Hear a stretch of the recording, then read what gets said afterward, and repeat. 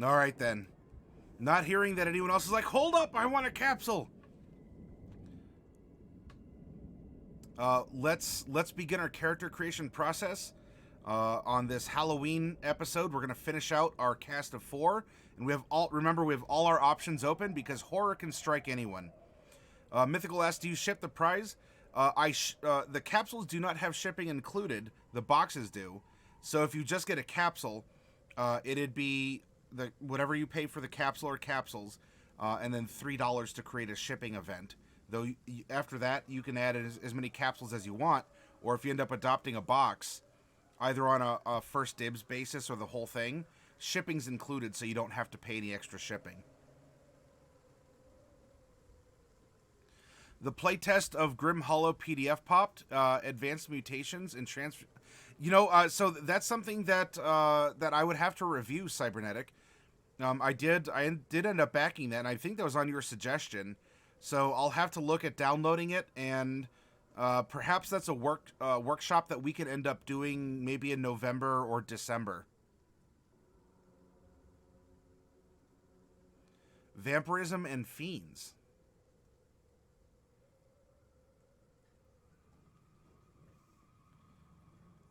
Raven, you ended up getting an unpainted goblin with swords. And it's a Pathfinder goblin, so it has the big old noggin. Oh, you want to wait until the full bucket? All right. That might work because I'm trying to get more organized about what I'm going to be doing into the future to make it a little bit more regular. And I could work in a Grim Hollow review, but if it is still playtest stuff, then yeah. But yeah, Raven, you got first dibs, and Marlboro Man is the one who told me when to stop stirring and pull the capsule. So he had your back. I chose someone with experienced capsule stopping power.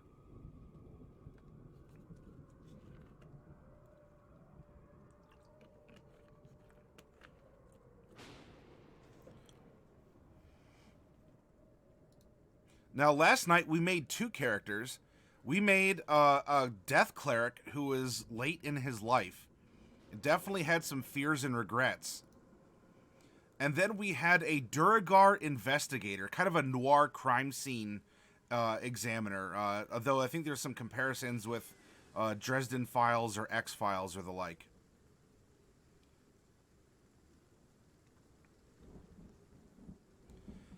And now I want to discover, who are we going to make tonight that we're going to get to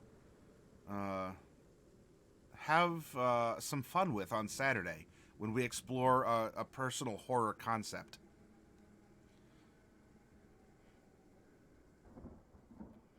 To get us going, Tobias Knight, will you please type !1D100 in chat? And we're going to figure out if we have a female character, a male character, or a multi-classed character.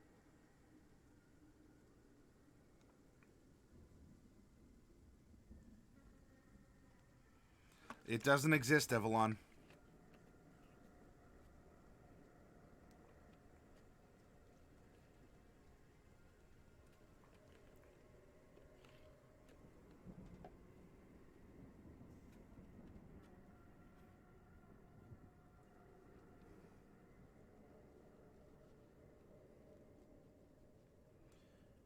Oh, I know. I got the message, Cybernetic. I haven't been able to really do anything.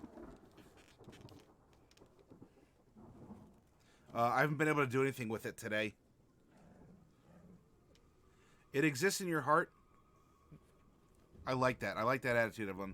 All right. It seems that Tobias Knight is predisposed. Cybernetic Elithid, will you roll a percentile in chat? All right, we have a 61. Don't tell your wife. 5 seconds. All right, I will pull that. I'll pull that when we finish the workshop here, Raven. Since we got everything going already. With a 61, we have a male character. And... hello, Ozzy. Welcome. But Raven, I'll wait until you're available afterwards to try and pull that capsule for you. I'm glad you found another group, Bubonic. What are you going to be playing? Okay, Raven. Raven, while we're here, we have 35. We have 35 different races to choose from. And to get it started, Raven, will you roll a d6 in chat? That shouldn't be a problem, Cybernetic. Stops on a 3. All right, so we are going to be within the third set. So 6, 12. And so from 13 to 18, we're in the third set. And Delcorin, can you roll a d6 in chat for me to figure out where in set 3 we are for our race? Stops on a 1. Well then, we're playing a Gith. All right then.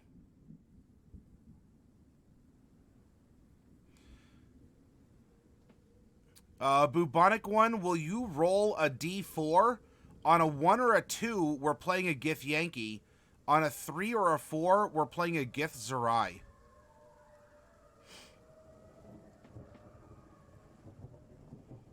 All right, we are playing a male Githyanki.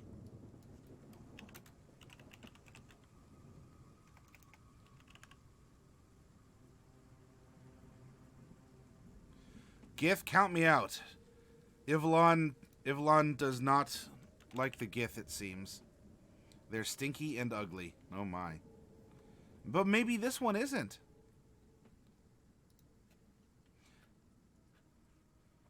Ivlon, will you please give me an exclamation point 1D100 to find out the alignment of this character? Yeah, the Githyankies are the natural enemy of the Gith socks.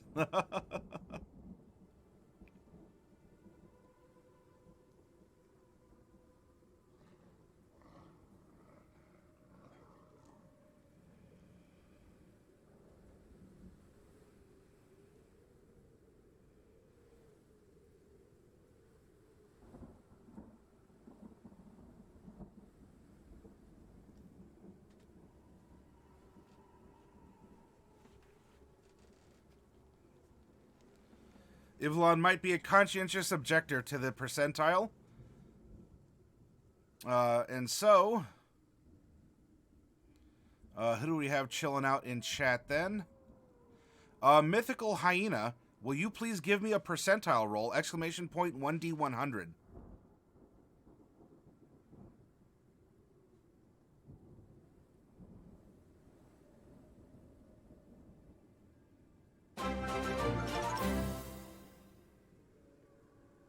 Hey, NeoRealms, welcome. Thank you for the host. 48. We have a true neutral character here.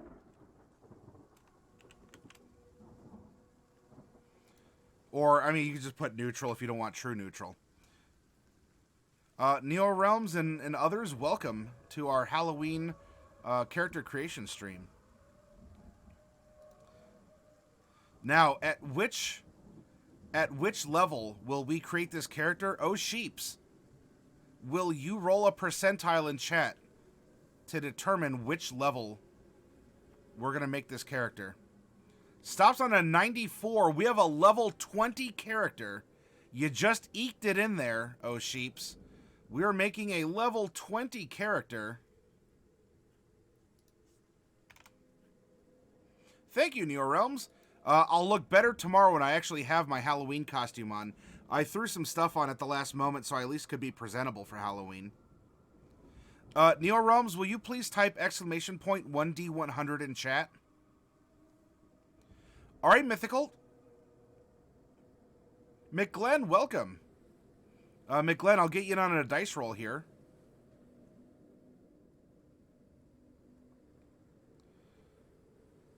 Stops on a 75. Oh, not that it's bad, but 1 to 75, all ability score improvements. So we're gonna get all stat bumps, no feats. All right, McGlenn. for our background sources, there's actually 66 of them. There's 66 of them, as there are 4 backgrounds in Ghosts of Saltmarsh that we can include. And so, McGlenn, will you start this off by rolling a D6 in chat? Exclamation point 1D6.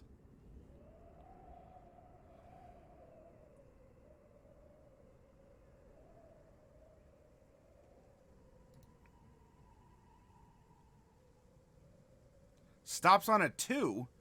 All right, so we are within the 7 to 12 band. No, I'm sorry. Oh, no. Now it's a D12 roll, because it's 11. You know, we would re-roll the 12. 11 times. Oh no, if that was 11 times 6. So I guess you get the 6. We got to get the D12 roll then involved. Bubonic one, will you roll a D12 in chat?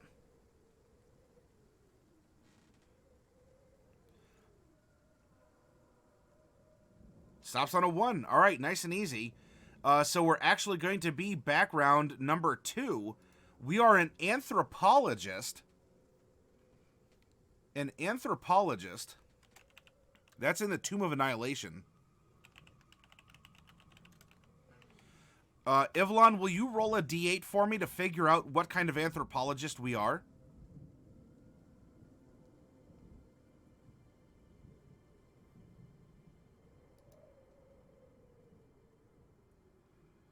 Hashtag no dinos, says Cybernetic.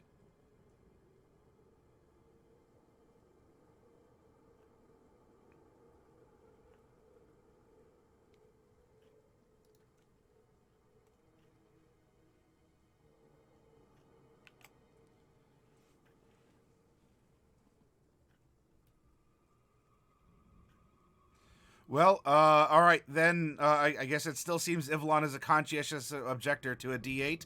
Oh, Sheeps, will you roll me a D8, please?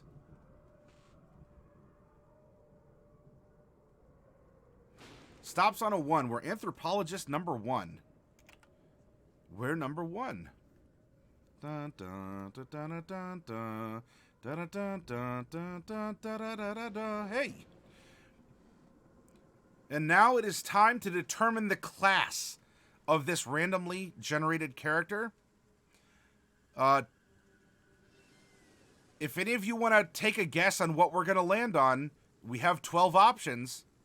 We have 12 options, so announce them now so you have gloating rights after it is rolled, hopefully.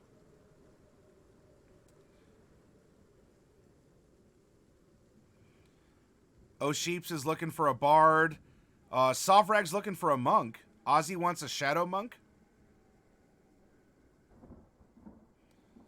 All right, I'm seeing some guesses in chat. Sovrag, will you please roll a D12 in chat? Exclamation point 1D12.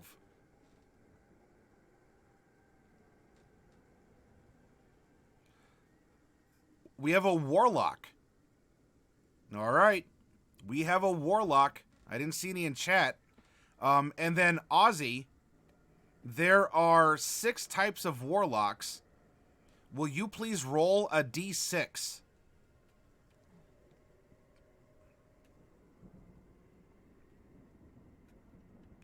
Stops on a 1. We have another Archfey warlock. This makes for some interesting storytelling.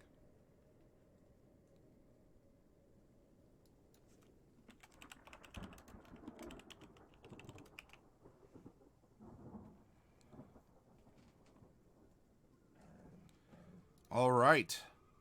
Now for our class feature, as a warlock, there's a pact that we get. McGlenn, will you please, well, actually, you rolled, Raz. Hey, Raz, thank you for mentioning, for saying something. Raz, give me a D3 roll in chat, please.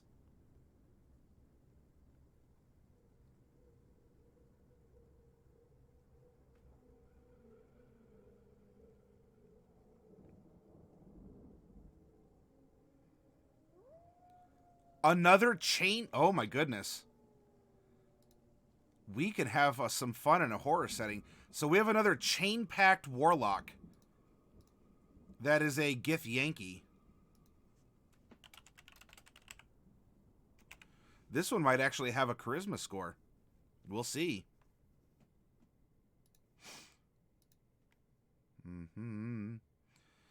Do do do do do do do do do do do do do do do do. Hey. One is Sealy, one is unsealy. Ooh, we'll see. Constant bickering. And the Archfey is like, you kids gotta get together. I will turn this pact around if you don't stop fighting. We're going to learn that in just a couple minutes, Cybernetic. But Cybernetic, will you let us know how the age, where in the life cycle the Gith is, with a percentile roll, please? Maybe. Oh, you're playing coy. An 89. Oh, we have an old Gith. An old Gith. His time is almost at an end. Maybe looking at his last huzzah. Lived a good long life. Reached level 20. Well, that'll play into things. So this is going to be 68 plus 1d14 years. So I'm going to add 68 years to a 14-sided die, and here we go. 77. So it is an old Gith at 77 years old. That's redundant. All right, for the Gith, they begin at 5 feet 1 inch. Their height modifier is 2d10, so I'm going to roll that real quick like. 9 inches, so 5'10".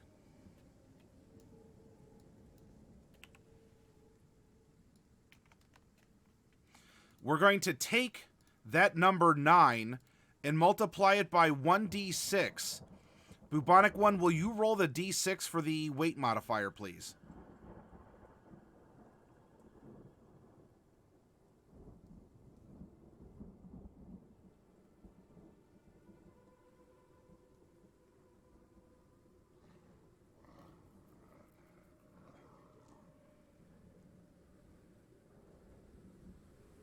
A d6, please.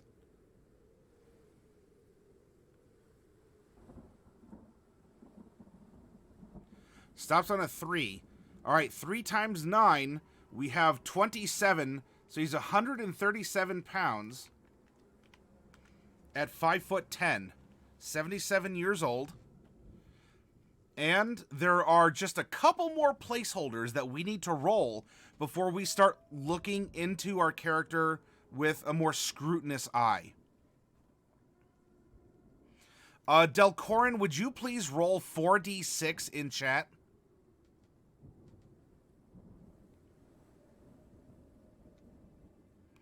Four, 1, 4. Ideal, bond, and flaw.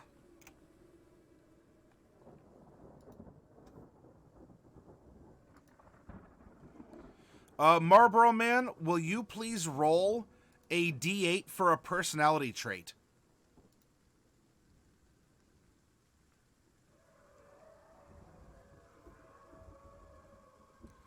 We have personality trait 1, and then we have personality trait 2.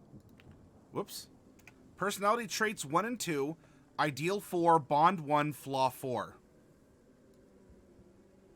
Excellent. We have the outline of our character as we're manifesting him from the ether of unlimited creation. We have our outline. We have a 3D silhouette. And now we must paint the details onto the character and discover who he is. And to do that, I love starting with the background first. For any of you who've hung out with any amount of time, I know this is repetitive. It's true, and I really hope that you enjoy the process as well. So we're going to bring up now our rule books, and we need to crack into Tomb of Annihilation. In the back of it, boop, boop, boop, we have character backgrounds. Anthropologist. Okay. You've always been fascinated by other cultures, from the most ancient and primeval lost lands to the most modern civilizations. By studying other cultures' customs, philosophies, laws, rituals, religious beliefs, languages, and art, you have learned how tribes, empires, and all forms of society in between craft their own destinies and doom.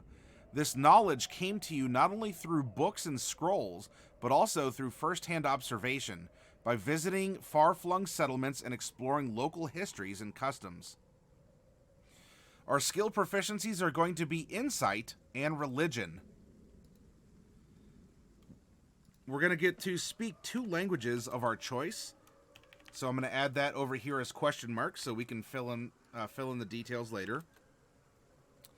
Now, we are a cultural chameleon. Before becoming an adventurer, you spent much of your adult life away from your homeland, living among people different from your kin. You came to understand these foreign cultures and the ways of their people, who eventually treated you as one of their own. This is, we have already some big links now between our new character and our first character, our new character and the second character from last night. One culture had more of an influence on you than any other, shaping your beliefs and customs. Choose a race whose culture you've adopted or roll, and we rolled 1, the Aarakocra.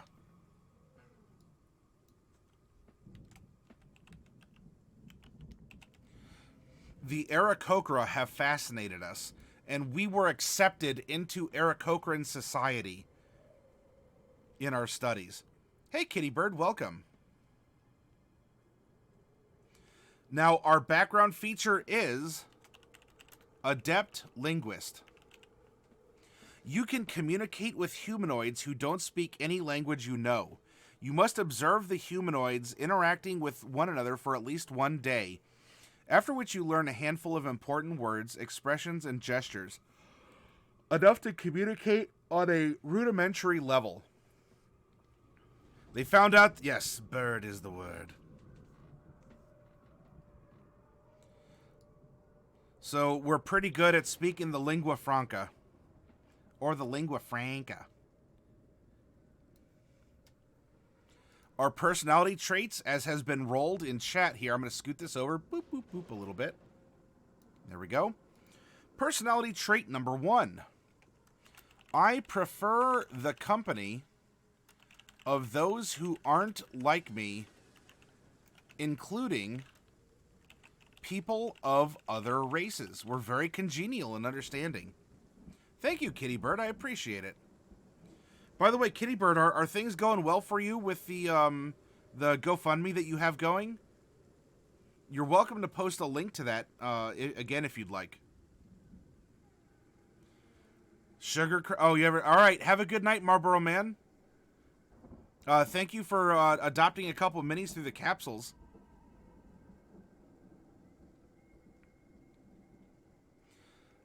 And personality trait number 2.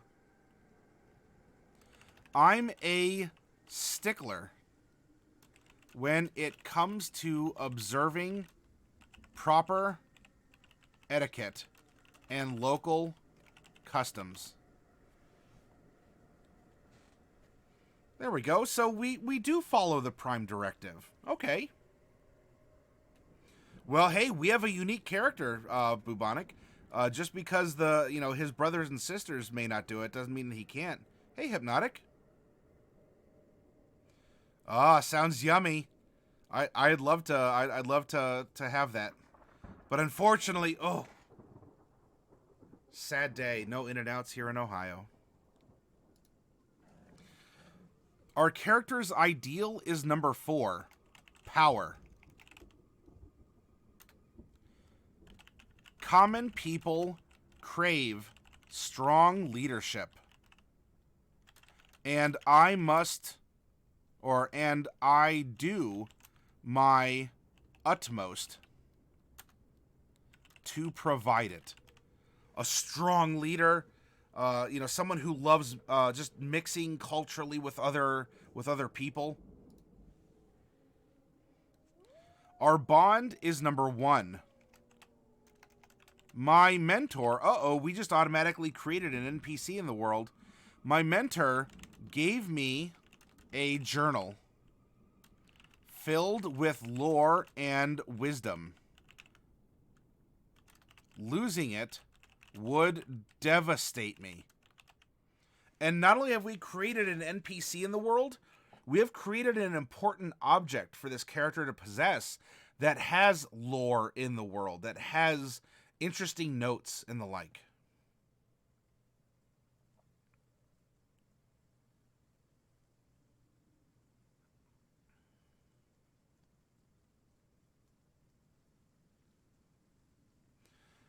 Thank you for sharing that, Kitty, and I'm glad you all are mostly out of the woods. It sounds like you still need a little bit of help doing so, but I hope once the ship is right, it'll be smooth sailing from there. Well, all right. I'm glad that she did. Then, you two have our community support, Kitty Bird. Might have created a deadened PC. I don't know if I get the reference, Cybernetic. And his flaw is number 4, as we are all flawed creatures. I've picked up some unpleasant habits living among goblins, lizard folk, or orcs. Well, you know what? Let's get a D3 going. Hypnotic Gamer, if you're eating, can you roll a D3? Otherwise, I don't know if it's gonna, get French fries on your screen. You're very welcome, Kitty. And if you haven't shared that in your finds, a channel on the Discord, you're welcome to post that on your finds, FINDS.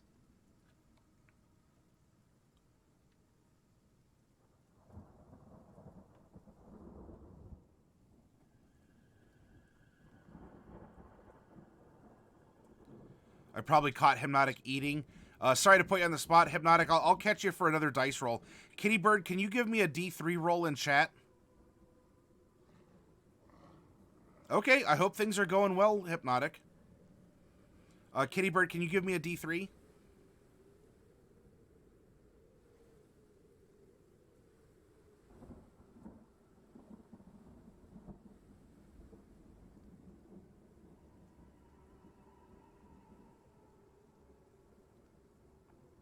One. So we picked up some habits by living among goblins. Well, hey, we pulled some goblins earlier, so it happens. I wonder what habits we picked up. Well, isn't that the point, Bubonic? You're supposed to say ew. Very potty-mouthed.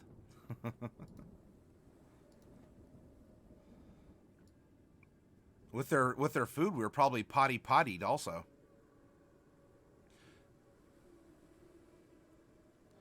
Well, I think that's more the orcs in 40K. Although, I mean, there's goblin equivalents like snotlings.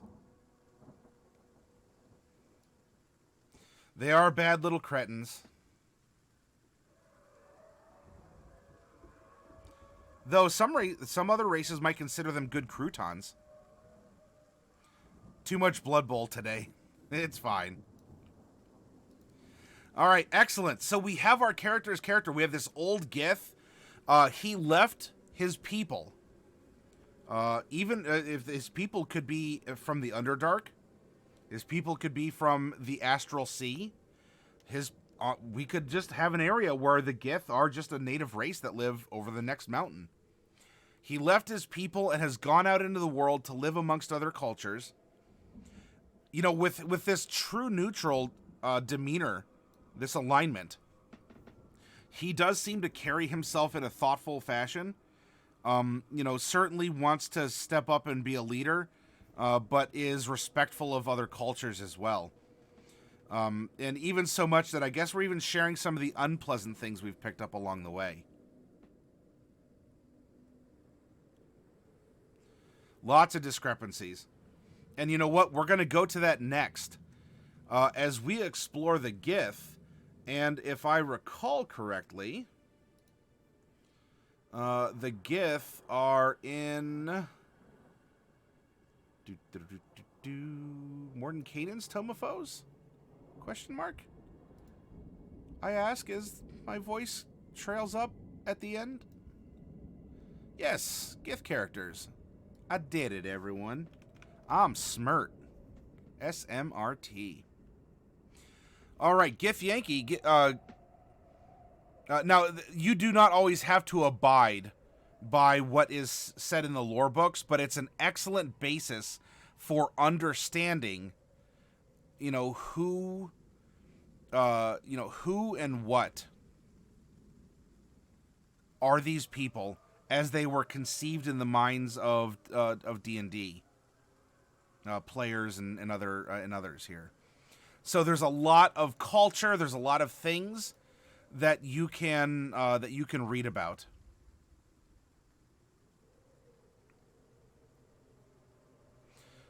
For purposes of what we're doing, we might have an exceptional individual who has left, a life of servitude to mind flayers, or just culture and war between the two. And so all Gith, because there's sub-races here, so you have Gith traits, and then you have Gith Zurri. And, or did I miss something? Yeah, Githyanki and Gith Zurri. Your intelligence score increases by 1, so we're going to float a 1. Let's see. Size, speed is 30 feet. Excellent. 15, 15, and 0. Languages, you can speak, read, and write Common and Gith. There we go. And now we get a sub-race, and we have the Githyanki. The brutal Githyanki are trained from birth as warriors. Your strength score increases by 2. Githyanki tend toward lawful evil. They are aggressive and arrogant. Well, you don't need to worry about that. As for alignment, we have a very well-measured one. Decadent Mastery. You learn one language of your choice, and you are proficient with one skill or tool of your choice. In the timeless city of TUE-SAT, Githyanki have bountiful time to master odd bits of knowledge. So we're going to get another language. We can speak 5 languages. And we're proficient with a skill or a tool of our choice.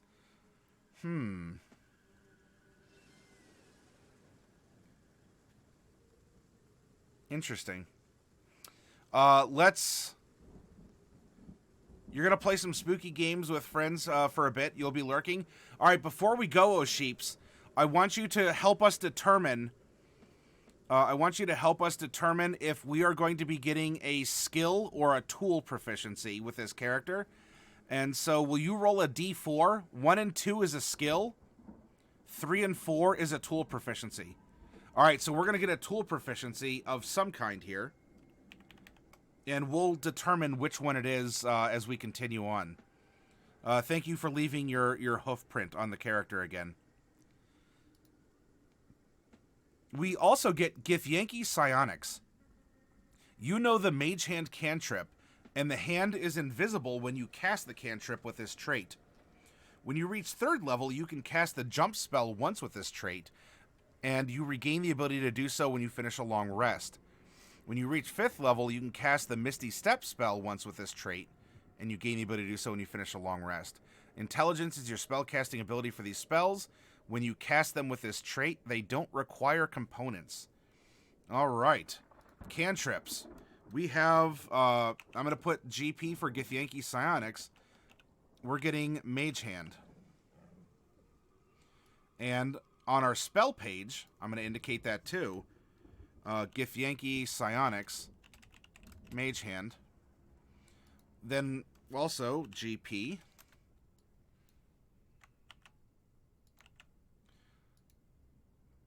We are getting the jump spell. Jump once per long rest. And Misty Step once per long rest. Tiny Muddy Print. Well, Hey, I mean, if you're having fun playing outside, doing what you got to do, that's fine. I'm sure the character is he's cool, very culturally well attuned.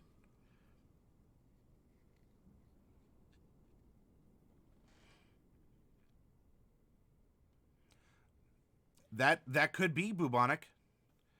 We keep that in mind. We're building to that point in just a second here.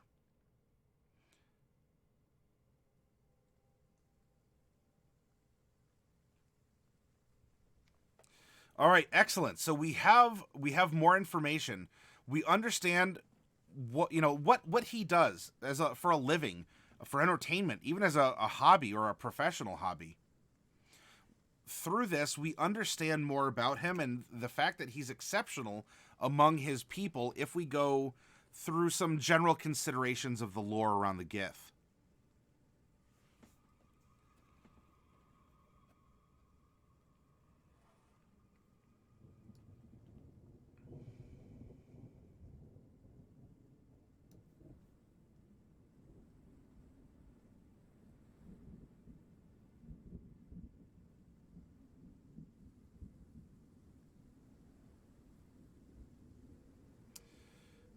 Right, next up then.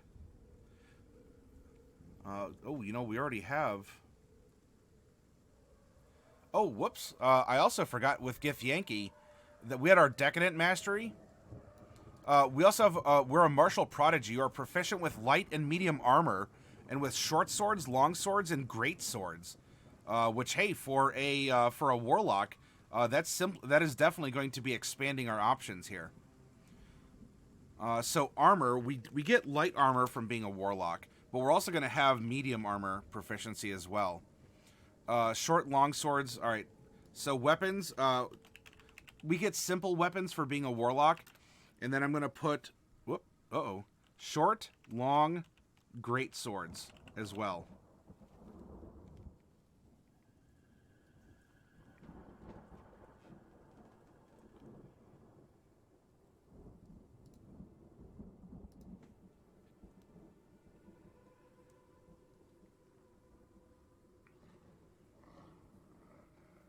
Alrighty.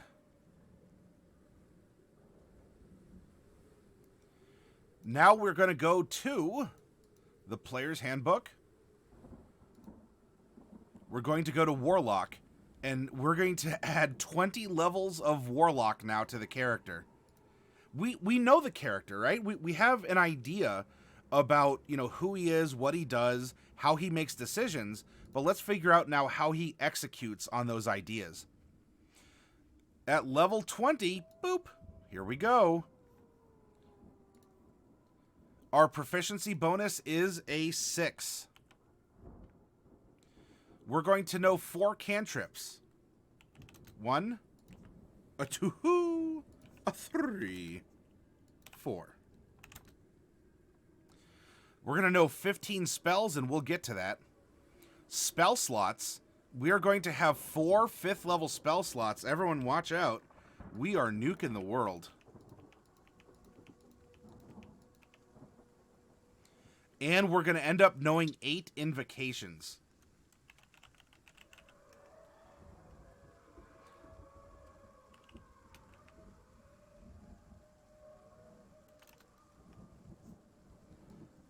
One, 2, 3, 4, 5, 6, 7, 8. We get 2 at level 2, 1 at level 5.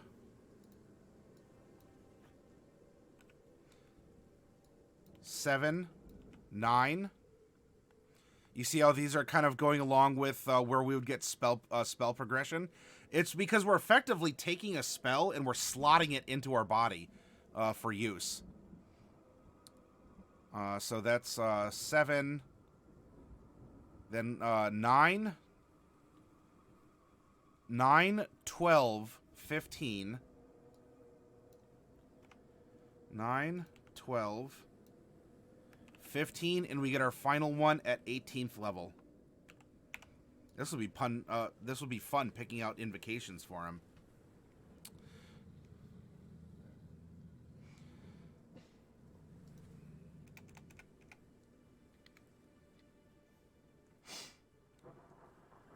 right. As a Warlock, we are a D8 hit die class.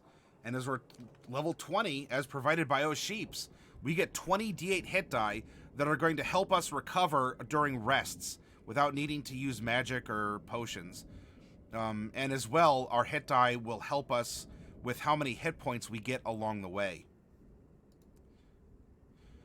We have our proficiency in armor and weapons already done. No normal tool proficiencies. Our saving throw proficiencies are going to be wisdom and charisma.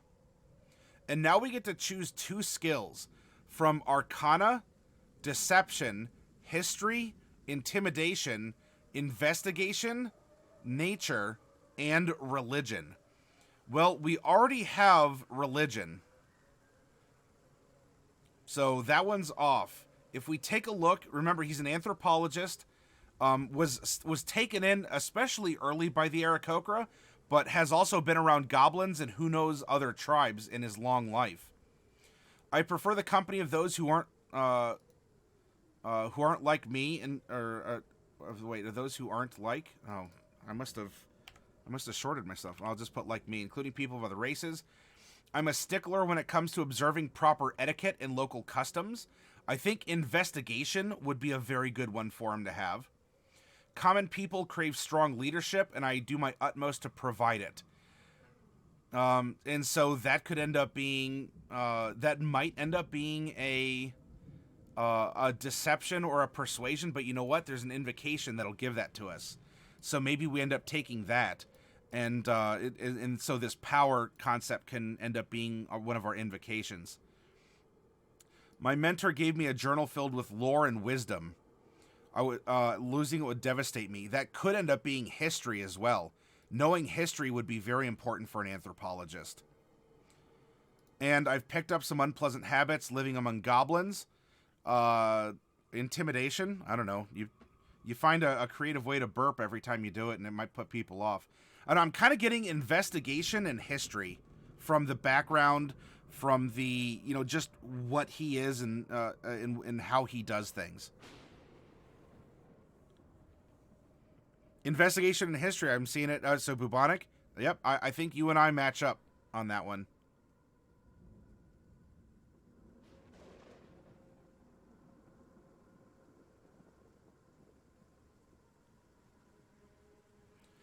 Mythical Hyena, welcome back. Oh, you eating some tasty ramen? Oh, that sounds really good.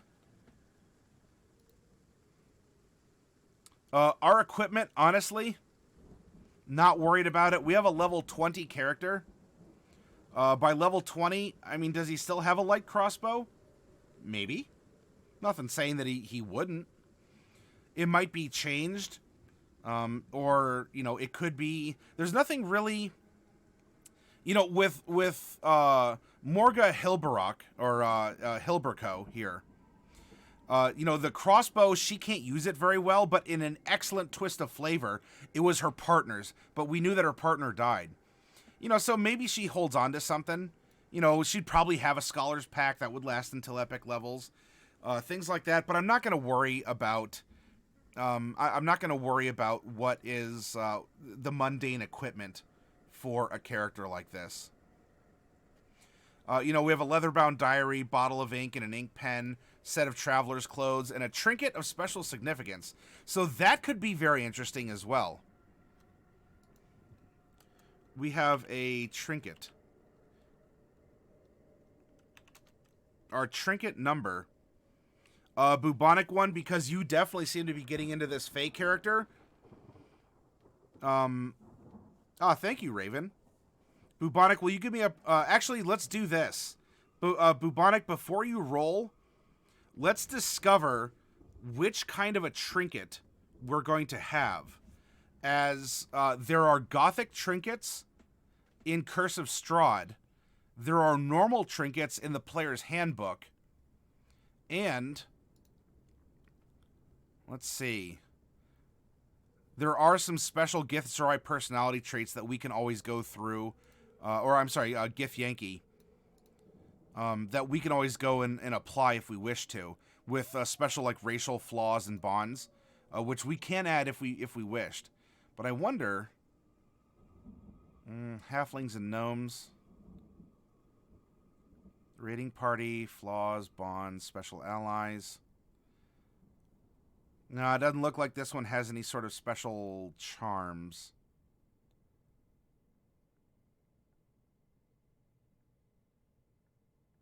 Yeah. All right, so doesn't Strahd just have you roll on the trinket?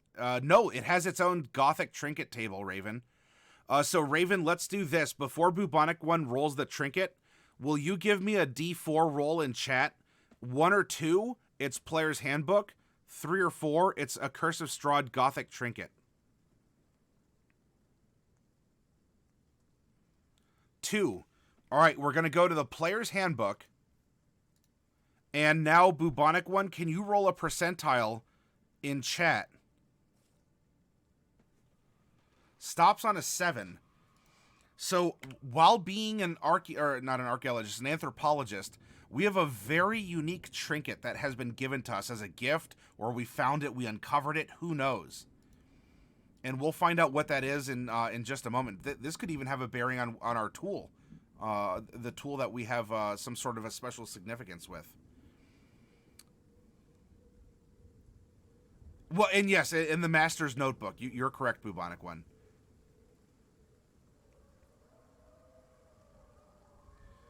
In fact, you know what? Let's take a look at that right now before we get too much further into Warlock. So Trinket 7 is... Sorry, it's going to flash a little bit, everyone.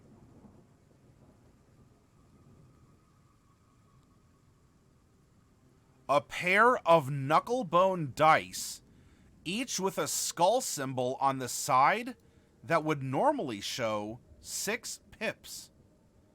A pair of knucklebone dice, each with a skull. I wonder if we got those from the Goblins.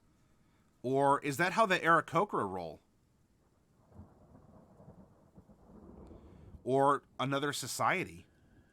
Maybe an unknown society.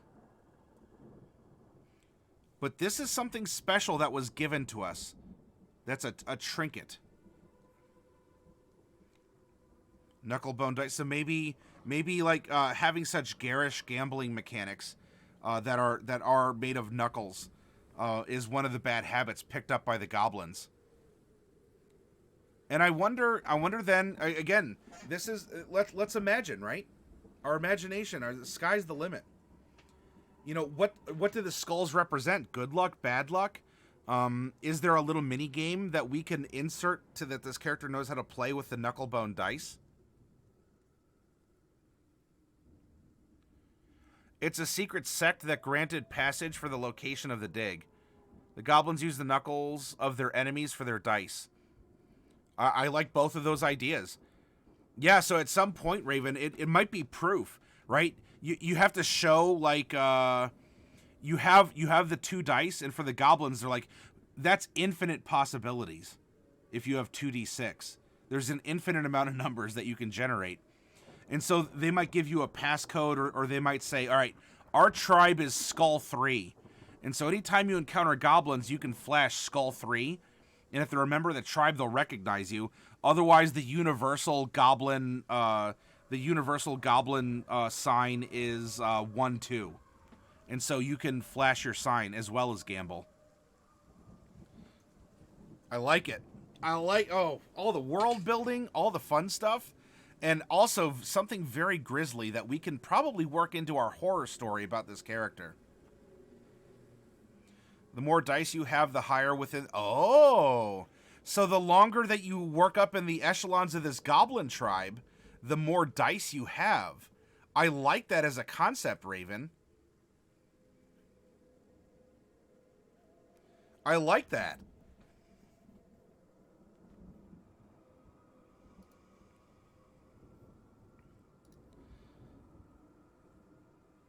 Man, y'all are giving me the chills with how creative you are. And how just naturally, wonderfully this flows into our desire to make a horror story at that. All kinds of fun little cultural things that we can weave into what we're going to present with this character. Okay, so we're going over mundane equipment.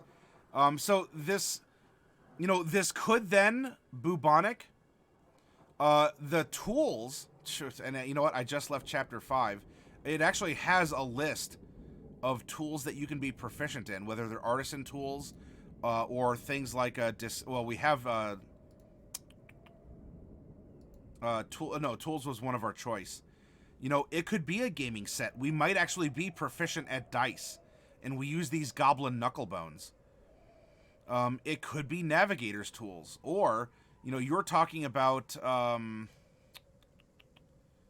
cartographer's tools. That could be. You know, he is an anthropologist, has spent time with the Aarakocra and goblins for sure. They have left their mark on him. Obviously had lived in a Gith society. I prefer the company of those who aren't like me, including people of other races. I'm a stickler when it comes to observing proper etiquette. So he might have proficiency with a disguise kit. So he knows better how to dress and present himself. My mentor gave me a journal filled with lore and wisdom. Losing it would devastate me. That might be able to go into something else. I've picked up some unpleasant habits, and I think we covered that. I held it. I shouldn't, but I held that sneeze. I always liked how Iroh was a master of the Order of the White Lotus, and he had to have his Paiso piece. Yeah. You know, the first Avatar the Airbender series was really good, really fun. I think it was a great breath of fresh air. You know, when it came to story content, animation, you know, style or quality, especially being a Westaboo style anime. The second one was okay. I didn't mind it. I didn't think it was as good as the first, though. You know, so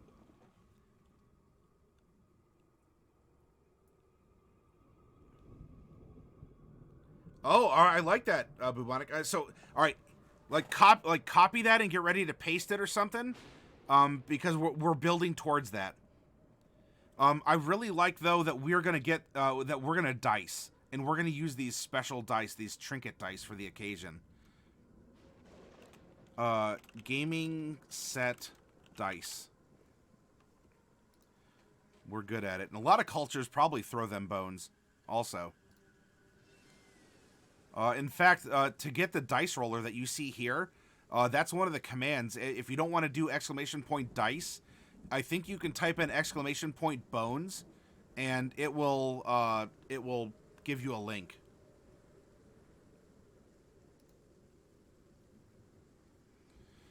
Okay, we're going to go back to Warlock now.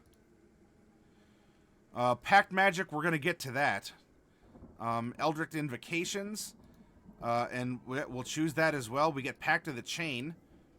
And so this is going to give us another spell. Pact is find familiar as a ritual is what we get from this.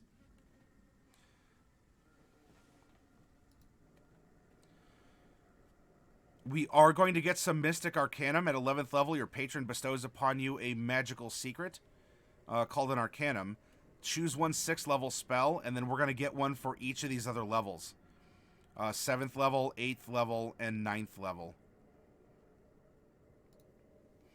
And as we're... Well, I'll...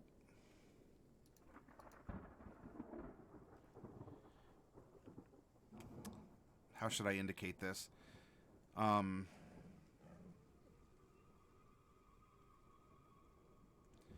Once per long rest. So we don't have any spell slots here. All right, we have 4. We have 4 spell slots that are 5th level. And so instead of having spell slots here, you can put, if you want, just once per long rest instead of a traditional spell slot. And we get a Mystic Arcanum at each of these levels. This does not count against the number of spells that we learn. Mystic Arcanum is something different than spells. So we're going to label this, but we're still going to get our 15 spells that can exist in our first 5 levels. And then Eldritch Master. At 20th level, you can draw on your inner reserve of mystical power while entreating your patron to regain expended spell slots. You can spend 1 minute entreating your patron for aid to regain all your expended spell slots. So not your Mystic Arcanum, your spell slots. From your Pact Magic feature. Once you regain spell slots with this feature, you must finish a long rest before you can do so again. So we actually do get the capstone here. Eldritch Master. All right, we are an Archfey. We're an Archfey aligned Warlock. We're going to have a list of expanded spells. Doesn't give us any more spell slots, but it simply means we can take these spells instead of a generic Warlock list one in Chapter 11. We are going to get some cool powers, though, from our archetype or our subclass. We're going to get a Fey Presence that allows us to frighten people away or charm them. And this is definitely going to be handy for an Anthropologist. This type of a Warlock especially, it writes itself. We have a social Warlock. We get Misty Escape. At 6th level, you can vanish in a puff of mist in response to harm. Boy, you know what? We get this by being a Gith also. We are super mobile. And you can remain invisible also when you do this. So we have Fey Presence, Misty Escape, Beguiling Defenses. Your patron teaches you how to turn the mind-affecting magic of your enemies against them. You are immune to being charmed, and when another creature attempts to charm you, you can use your reaction to attempt to turn the charm back on the creature. The creature must succeed on a wisdom saving throw, or be charmed by you for a minute.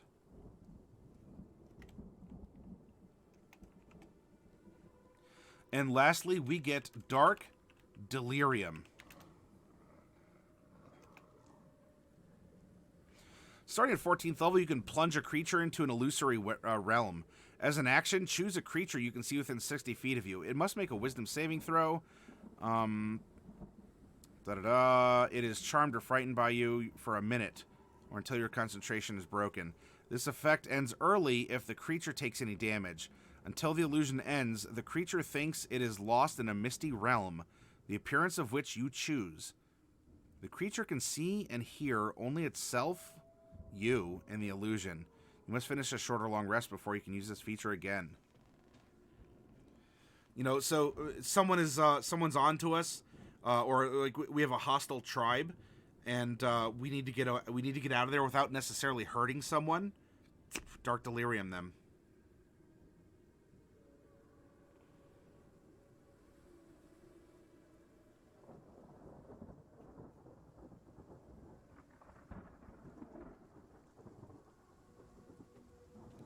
This character sheet you can find if you look in the past workshop part of our Discord. You could just download a character we made and clear it if you want.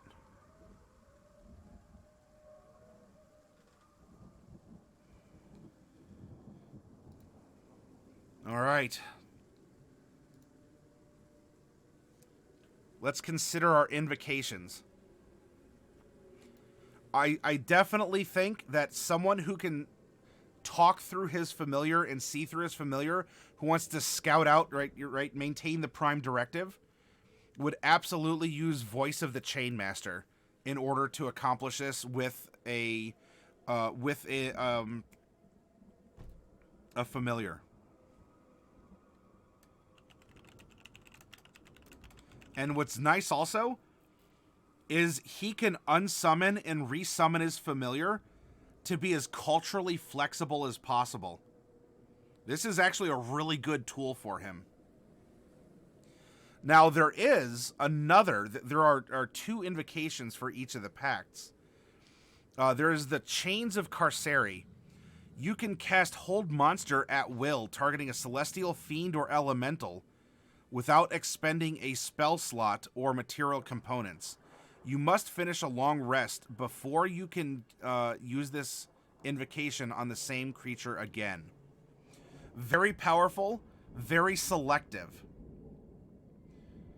If we take this in the meta of our workshop, it would mean that he has a use for targeting Celestials, Fiends, or Elementals, which he may. In all the cultures he runs across, you don't think that, you might not hear about devils, demons, Yugoloths, angels, and the like from each of the cultures? Or that elementals exist in some of these interesting areas?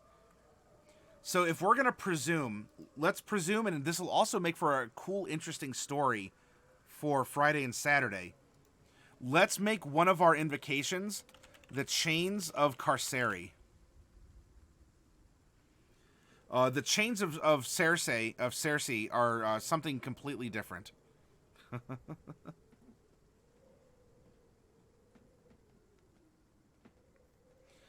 What else then would we have if we're a communicator? Beguiling Influence. That gives us proficiency with deception and persuasion.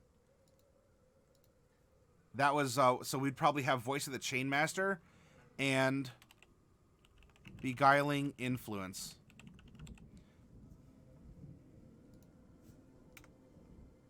By the way, we have 0 dark vision.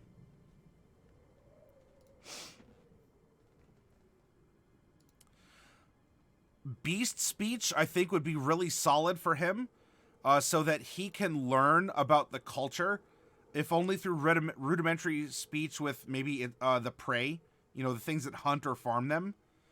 You can get a lot of information about people from the animals that are around.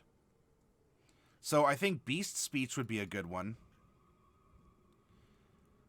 Ascendant Step would be really good for someone like this, because if you can cast Levitate on yourself at will, you can rise up and against other cultures, they may see you as a deity, as a prophet, or if they're fighting and you just rise up and go, cease! There was a very good Star Trek The Next Generation episode where Picard had to go to court, effectively, against a deity. And as the deity was doing something along those lines. I don't want to spoil too much because it's a really good episode. If any of you know what I'm talking about, hey, Clicker, welcome back. I think Ascendant Step would be a really fun one for this character.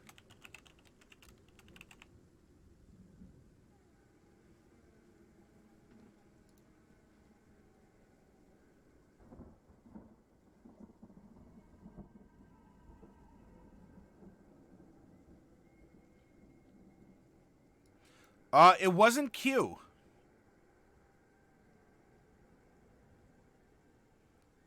It was a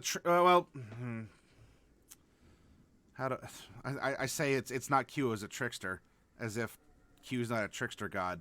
No, it was an episode where the Enterprise had to go to a planet that thought that they're having kind of a second coming of their deity.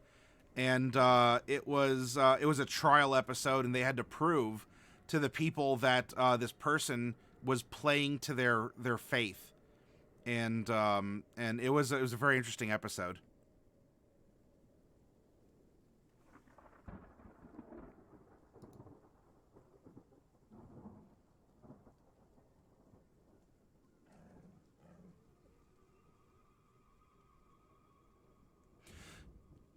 Well, that depended on the form that that she was in, Delcorin, because she took on one of the Klingon gods or demigods in that case.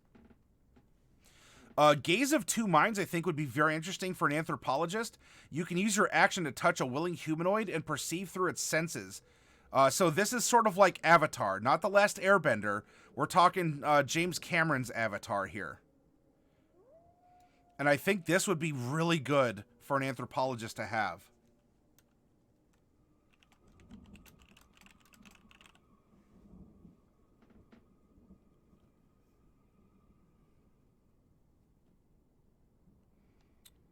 Eyes of the Runekeeper, you can read all writing, so we can speak many languages, and then we can attempt to communicate in more through verbal whatnot. But I think for sure, eyes of the Runekeeper would be very handy for us as an anthropologist. Mask of Many Faces as well, so we can disguise ourselves to try and blend in. Unless we want Master of Myriad Forms, you can cast Alter Self at will. Or both. I don't think those... We're not really an Eldritch user here. Otherworldly Leap, we already get this from being a Gith. Sculptor of Flesh could be a good one. Sign of Ill Omen, you cast Bestow Curse. If we want to go and manipulate... But, we like being around people. I don't think we really want to scare people unless we're trying to scare them away from attacking us. So I don't think he's really someone who offers curses on others.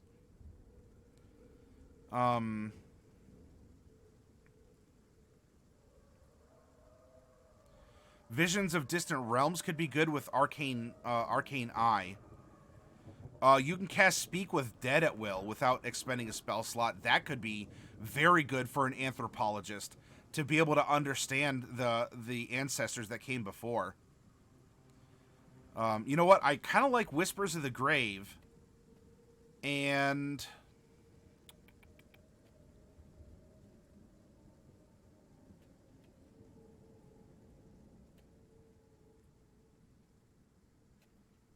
I know I was also talking about Beast Speech. My goodness. We're making level 20 character. I'm like, I want all the invocations. Come on.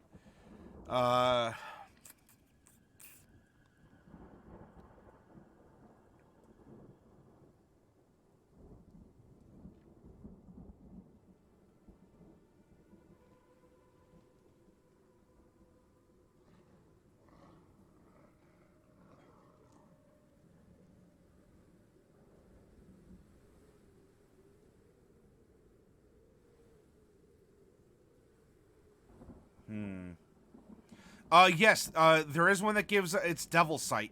You can see normally in darkness, both magical and non-magical, to a distance of 120 feet.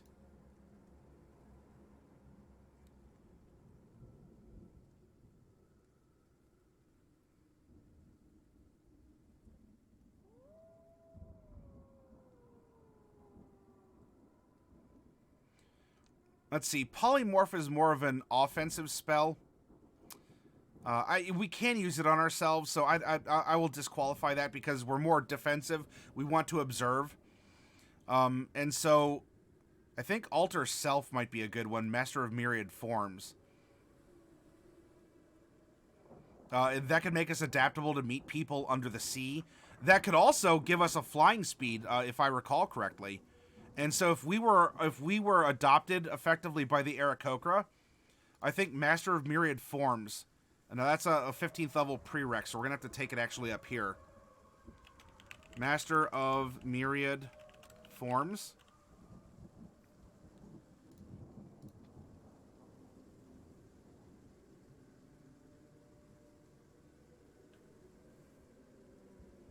And, I don't know, Mask of Many Faces also? Oh, what's the cat doing?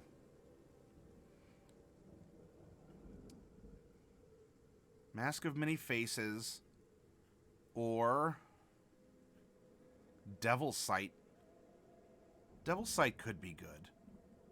I don't know if it's truly necessary, though, for an anthropologist. It's nice. Eldritch Sight could be good. You cast Detect Magic, so we can look around for holy spots and the like.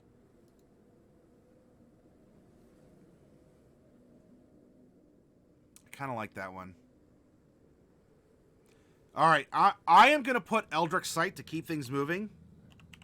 If you wanted to give this character Devil Sight or something else, hey, this is going to be on the Discord later.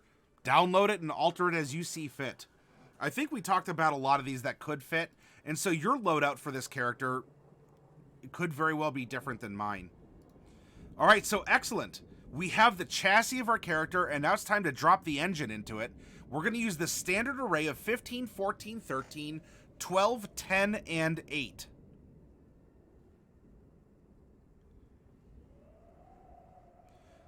Oh, you're moving today? Oh, okay. Well, you know, so it wants to go out, but, you know, just hopefully you can give it some pets. It'll calm down. You know, the move is going to be the move, and your cat will settle down afterwards. Yes, Bubonic, this is absolutely a maxed out charisma character because of how social we have to be with other people. And so I will absolutely agree. A 15 starting charisma. And then probably a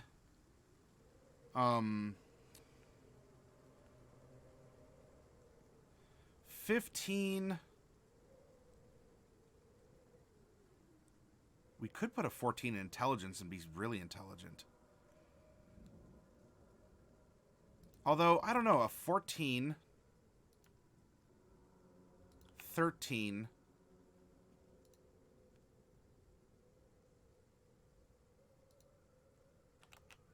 12? Maybe he's not strong. Do we go...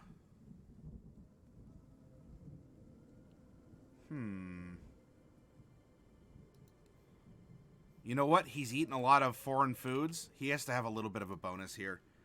10 dex and an 8 strength. Let's do that. After adding our racial modifiers, we have a 10 strength. We have a 14 intelligence.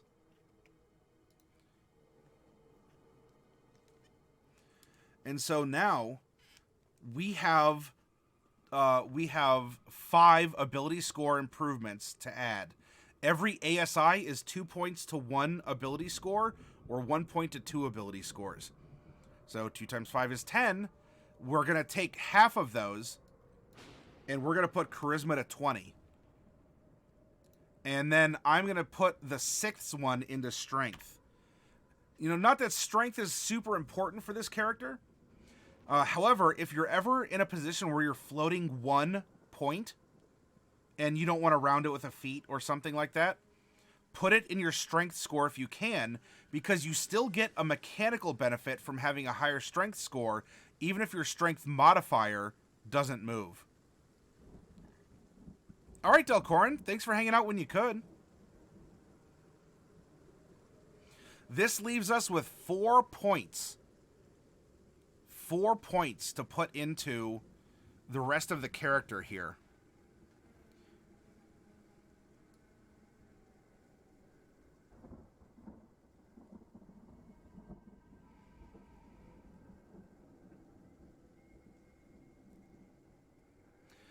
And, you know, I really just want to go mental stats. Maybe bring his wisdom and his intelligence to 16 each. You know, he's an older Gith. He's 77. You know, it's not that he's unhealthy, but he is much more wise. He's studied. He travels a lot, but maybe he travels in wagons or on horseback or something else along those lines. I don't know. I'm really seeing him as more of a mental stat. So I wonder if wisdom shouldn't go to an 18 or intelligence to an 18 and leave the other at 14, or if we go 16 and 16. Bubonic, you're thinking 16 and 16? Let's do that. Let's split the difference. I like this. I like this for this character. All right, so our strength mod is 0. Dexterity mod is 0. Constitution is 1. Intelligence is 3. Wisdom is 3. Charisma is 5 for our modifiers. Saving throws 0, 0, 0, 0, 0, 0. Constitution is 1. Intelligence 3, 3, and 3 for saving throw Arcana and Nature. However, we're going to get these nice beefy 9s in History, Investigation, and Religion. Wisdom saving throw, we're going to get a 9. Insight, 9. Everything else are 3s. Having that high wisdom is going to help too, because, well, I mean, we're already kind of immune to being enchanted. But if people wanted to cast magic on us, as you know, we're coming into their village or whatever, Many spells, most spells use wisdom as the default save. So having a high wisdom is going to help us, as well as having a high charisma.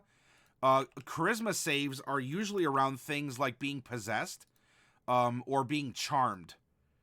And so we're certainly going to be holding on to our personality and who we are, let alone general magic. And then for there are some spells that target intelligence for a save, or there are some monsters like the Intellect Devourer, and we'd actually be resistant, more resistant to creatures like that. So Deception's also an 11, Persuasion's an 11, Intimidation is 5, Performance is 5. Our passive Perception is 13, as that's 10 plus our Perception modifier, and that represents our natural awareness of the world. Sort of it's our passive, right? Our armor class, I have no idea what we're wearing. We can wear medium armor. Now, we're not going to get a dex bonus from it, and you know what? That's fine. And so depending on the medium armor that we wear, at this level, it could be just, an AC 16 breastplate. I don't see why that couldn't work. We don't have a shield, and that's fine. Honestly, for armor class, though, I'm going to leave that empty, because at level 20, I don't know what this character is going to have for armor by the time that he reaches that high. Though, I don't see him just strolling into a village wearing a lot of armor and weapons. Or at least not wearing anything that looks menacing or militaristic.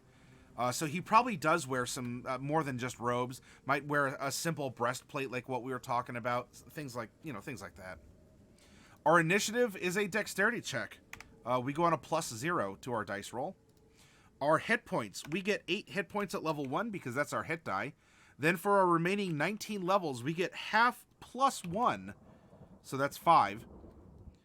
And then all of our levels, all 20 of them, we get bonus hit points equal to our Constitution modifier. So here's our simple math. We end up having 20 bonus. We end up having 95. So this is 115 plus 8. We have 123 hit points at level 20.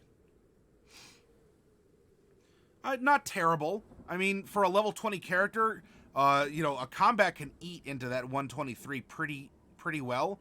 But you know what? We didn't live to be this old by just, fighting in a battle of attrition as a chain-packed warlock. Weapons. If we attack with a strength weapon, it's going to be at a +6 as long as we're proficient. And you know what? If we attack with a dex weapon, it just so happens we're attacking at a +6. Now, if we're attacking with our spells, that's an 11. Charisma mod of 5, plus our bonus of 6. And to resist our spells, you need a DC 19. You simply add 8 to the attack, and bada boom, there you go.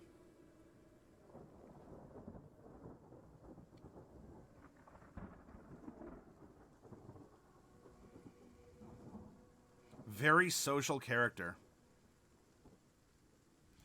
Alright, now let's look at our spells. We're casting as a warlock. Our casting ability is charisma. We needed a 19 to save, and we have a +11 to hit. And we don't have any sort of special, I don't know, if we had a crossbow or something, maybe you put ammo here. But there's nothing really special to keep track of that's not already included, like once per long rest or whatever. And if we take a look, spells known in this column, at level 1, we know 2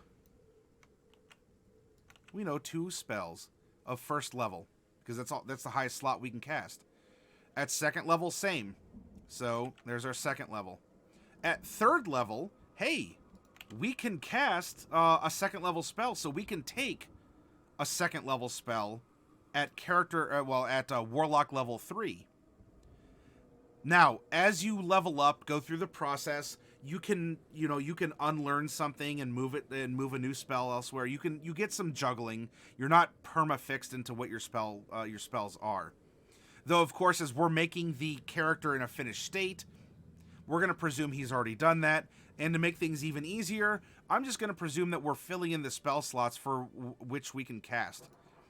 So this is level 4 and 5. See, at level 4, we know 5 spells. At level 5, we know 6. So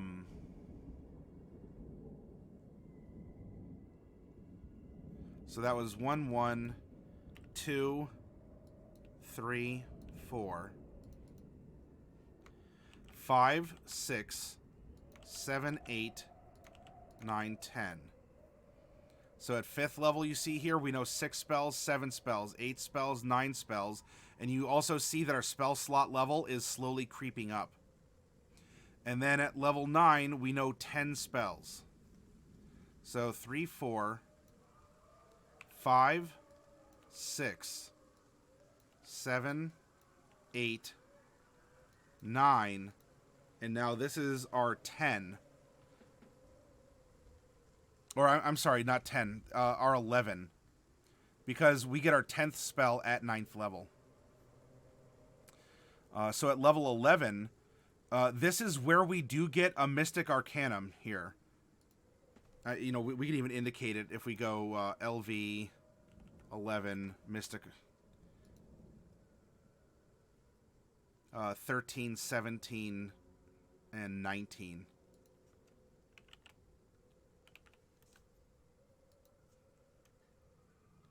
Or I'm sorry, to 17, because that's a that's a 15 and then a 17.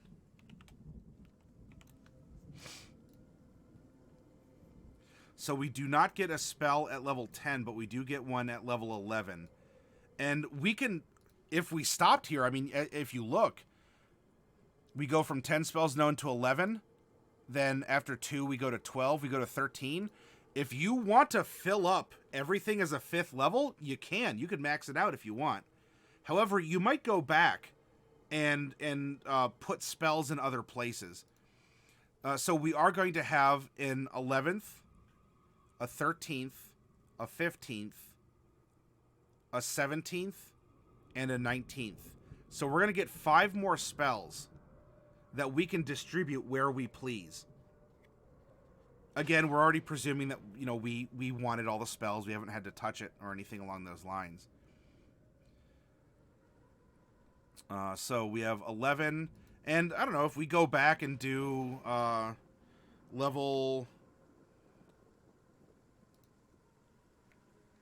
13, 15, 17, and a good old-fashioned level 1 spell for 19. There we go. So 9, we're going to put our 11th in to give us another option in 5th. This is completely your call. I'm going over a generic scenario. And so then we come back through, and as you can see, there's a 15, a 17, whoops, and a 19 to fill in. You know, whatever, wherever, as you please, as you do. And congratulations, aside from filling out the companion sheet, you know, for our familiar stats, we have a character, everyone. Well, he needs a name. I'm sorry, he needs a name.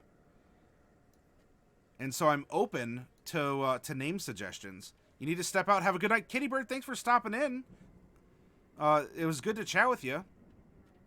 Oh, that's right, Bubonic. Yeah, you had one. Thank you, thank you. I want to go through the steps first in case other inspiration strikes. You want to call him Gralid? Now, Knuckles is his goblin name. What was the inspiration for Gralid? Is that something that you see around you? Is this a character you've played before? Do you think it just sounds cool? You know, any answer is the correct one. I just want to know what inspired you to have that name. It's a gift name? Okay. Hey, going to the books is absolutely fine if you want to name a character. It's a list of suggestions for a reason, and there's no shame in doing so. All right, cool, everyone.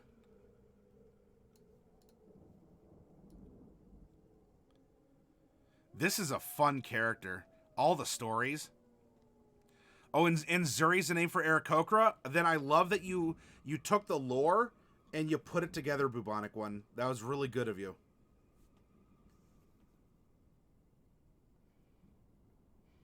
All right, let's take a 10-minute break. I'm a little warm. I got to put the hood down, get something cold to drink. We'll come back in 10 minutes, and when we do, I owe a pull to Raven. Raven, I'll do that before going on break. I owe a pull for you. You think Eldritch Blast is a must for this character? I don't know. I don't know, Raven. Why would we want to give this character Eldritch Blast?